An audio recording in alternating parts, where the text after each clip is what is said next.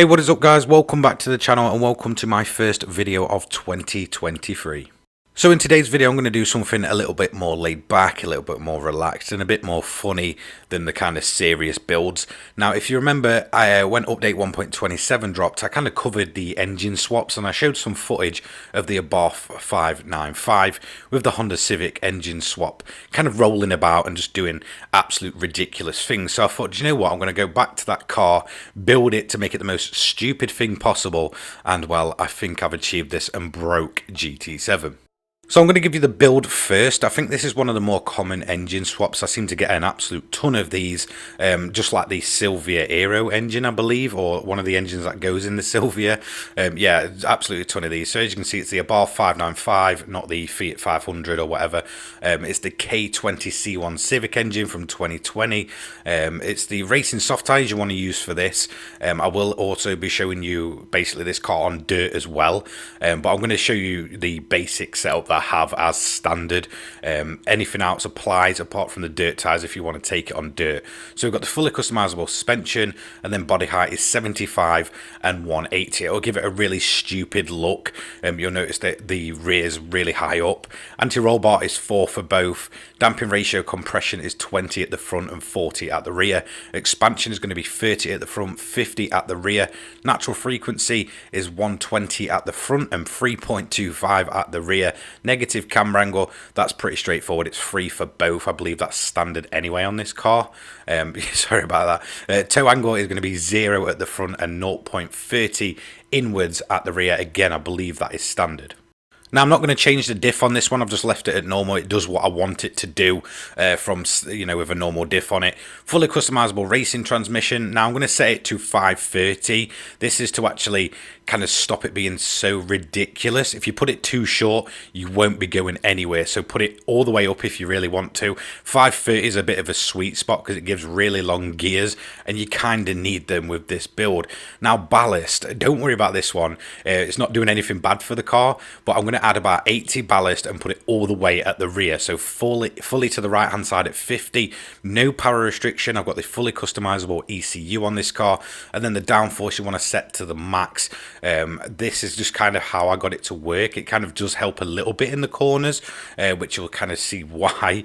This game is really weird when it comes to stuff like this. We've got the high RPM turbocharger, anti-lag system. We've set it to strong to just give us the most power possible. We've got racing intercooler, racing air cleaner, racing silencer, racing exhaust manifold. We've got the racing brake discs, not like they really matter, but they kind of do at the same time.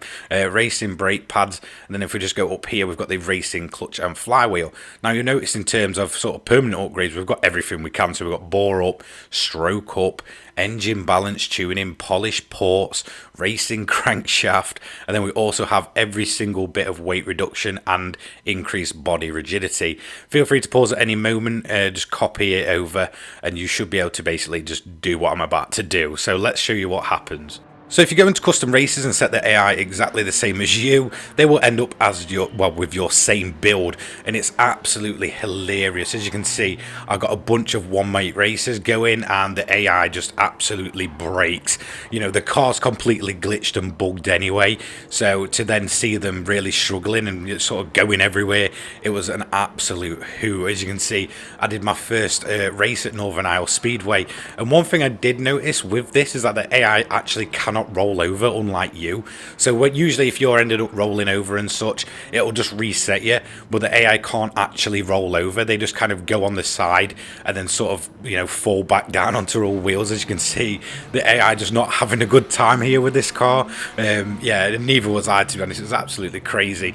Now if you do want to keep it stable and just watch the absolute carnage take place, I recommend putting it in like 4th, 5th gear and sort of just cruising around and watching what happens. The AI goes absolutely bizarre.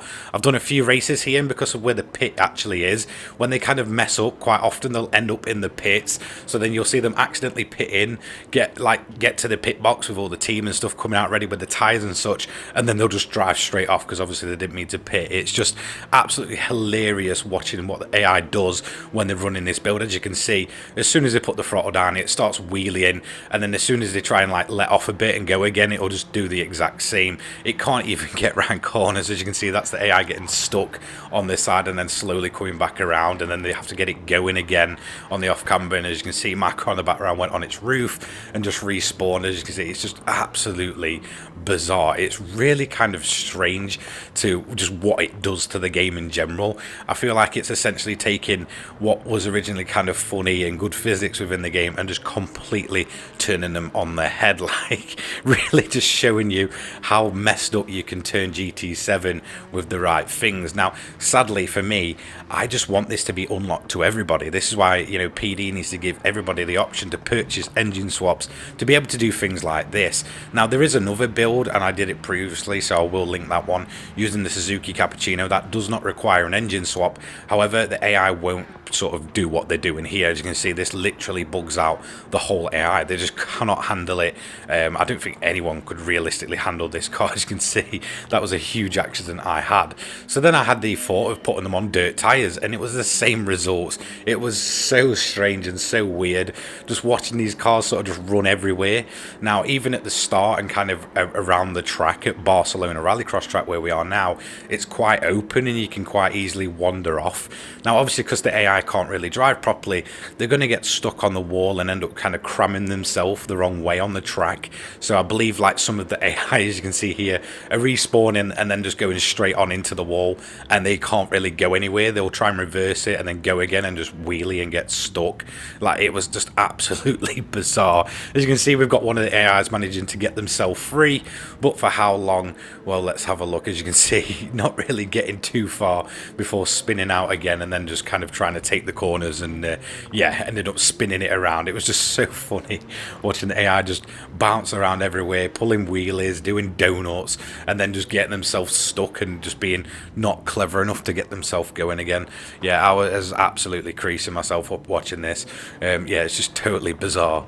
But genuinely, you can get some really funny races out of this, and it's actually quite enjoyable. To me, it shows that more like harder side of Gran Turismo 7. Like, it's always been there. Like I've mentioned before, like the Escudo in like GT2 doing like 2,000 miles an hour, even in GT3 and stuff, popping wheelies and hitting like 4,000 mile an hour and flying off the map and just glitching through the floor. Like, it's this side of Gran Turismo I just really find is absolutely hilarious. It's just a less kind of serious side of it, away from the kind of sport mode lobbies or grinding money. It just shows that, you know, there really still is that kind of sense of humor you can have. Like, this is again just kind of another string to this game's bow. Like, I've done kind of the Suzuki Cappuccino build that sort of rolled over and such. I've done lobbies in which, you know, some of us run Pikes Peak, pushing around a bog standard Fiat 500 on dirt tires as just kind of a joke lobby. And yeah, you do kind of find that Gran Turismo 7 does still have its funny side, you know, away from all the serious things and away from all the complaints. You can just get some absolute ridiculous stuff going. And like I said, I mean, if you do have one of these engines, I fully recommend just copying this build and just having a laugh. Like, it is just so ridiculous. I really would love to see how long it'd take, like, myself and the AI to do a full lap of like the 24-hour Nürburgring in this game, just using this build. I feel like it'd probably go on for at least an hour. It'd probably be the most stupid, pointless video ever, but I feel like it's just, you know, my kind of sense of humor is just completely, you know, breaking the game and just doing the most ridiculous things I can, and it really is just an absolute sight to behold. I honestly find myself just kind of putting, like I said, putting the car in like 5th gear and then just watching the AI just do absolutely ridiculous things, like just seeing them trying to handle this car whilst it starts popping wheelies and then getting themselves like crammed in the most ridiculous thing, or like taking each other out. It's just absolutely hilarious. As you can see, you know, we don't even know who the leader is at this point. I think the leader as well is actually in this shot somewhere, and I think he gets himself stuck on like one of the tire walls on the last lap. He was leading by about 25 seconds at one point before getting stuck, and then we did actually manage to go through and take the lead and actually win this event. I believe it's this guy here. If I'm right, he'll get himself stuck in a minute and he just can't go anywhere, and every time he tries to get going again, he'll just end up getting stuck on the tire wall. It's just so funny just to watch them struggle. It's kind of like pushing a turtle on its back and then trying to, you know, watch it just get itself going, which, look, that's cruel. I don't recommend doing that, but that's kind of just what it is. As you can see, look, he's got himself stuck stuck, and he's going to be stuck there now for the rest of the race, and we've gone through to take the win. Although I do find this car an absolute nightmare to drive once you kind of get it down and watch the carnage unfold. There's just nothing funny in this game. I thought the Suzuki was absolutely bizarre, but this is just a whole nother level of just ridiculousness. Now, this is my favorite race that I did. I did this, I believe, on the is it the Horse Thief Mile or something? Willow Springs. And what I actually like about this is because it's so open, you'll see that the AI can like end up the hills and into the desert, and they'll just kind of get stuck there and be spinning around. Like, the AI really did not like this one at all. As you can see, they'll just try and get going, get stuck. We've got two cars parked at the back. We've got people ramming each other, people getting themselves stuck up in the hills and in the middle of the desert and beaching themselves. It's just absolute carnage, and it is just one of the funniest things you can witness, especially with how tight the corners are. And then they'll try and power out of it, pop on two wheels, and then just go straight back down the other side and have to do it all again because it respawns them. It's just so funny. And I feel like what is already kind of a ridiculous car within Gran Turismo 7 has been made even more ridiculous at this point. I feel like, you know, the Fiat 500 itself was the original meme, and now the kind of 595 is going to, you know, take that crown as people decide to essentially shove a Honda Civic engine in it and just see what absolute bizarre creations and bizarre races they can get going with this thing. It's just absolutely hilarious, and in all honesty, I'd completely forgotten about it until I was kind of like just going through my videos and just seeing what I'd done in December and stuff, kind of catching up. And I sort of like scrolled through the engine swap video, and I saw the Lamborghini and such, and I was like, hold on a minute, isn't there that ridiculous car in here? And I saw the footage of this rolling Abarth, and I thought, yep, that is going to be a video. Like, I need to just get you know, a build out for this and just show that you can have fun within this game without kind of taking it serious, or, you know, spending hours just grinding money or going in sport mode and doing some serious multiplayer lobbies. Sometimes you need to just take a step back and do something absolutely ridiculous, because I feel like it does give you another appreciation for the game. Like, whenever I do these kind of stupid, weird videos with absolutely ridiculous cars, it just makes me fall in love with this game all over again. And whilst, you know, it still has its problems, it shows that it still retains that, you know, weird and wacky side that Gran Turismo's pretty much always had.